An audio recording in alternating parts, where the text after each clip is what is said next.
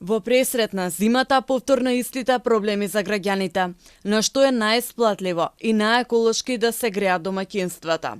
Дел од граѓаните остануваат на парно грејење, некои избираат инвертори, додека други понатаму најмногу го користат огревното дрво. Редовни сметки кои често се високи кај поголемите станови е еден предизвик, а другиот е дали како и секоја година ќе ја добијат топлината за која плаќаат. Одговараат прашани граѓаните. Супарно е исплатливо, меѓутоа е многу слабо. Не сум задоволна од него воопшто. Каде живеете? Во градски зет. Мислам смрзнав цела зима, да ви кажам.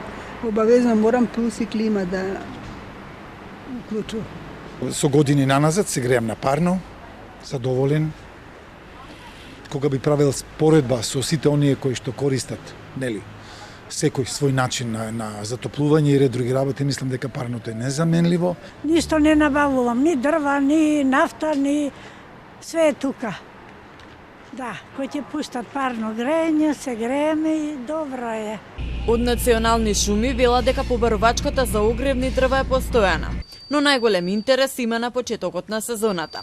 Надлежните велат дека иако дрвата како енергиен се најчесто користени, тие предонесуваат за загадување на воздухот. Затоа најавуваат нова мерка. Во наредните години ќе настојуваме тоа да биде суво дрво, со што би се зголемило ефикасноста, енергетскиот потенцијал на дрвото и на некој начин би се намалило и загадувањето на подносливи граници, односно што е можно помалку, затоа што влажното дрво значи полошо согорување. Надлежните со формула за граѓаните: енергетски ефикасни системи со добра цена, удобност и заштита на животната средина. Организираниот систем за топлинска енергија е и еколошки најприфатлив, исто така и економски е најдобро. Граѓаните се греат за најмали трошоци во текот на годината и при тоа се разбери имаат добра комоција, бидејќи секоја соба во становите се грее. Така да моја препорака е таму каде што има развиен систем за топлинска енергија, тоа да го користат.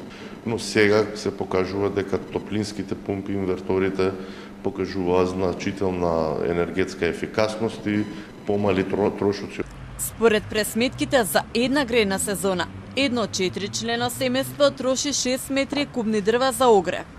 Во државното складиште најчесто се бара бука прва класа по цена од 3100 денари и дапот прва класа по цена од 3200 денари.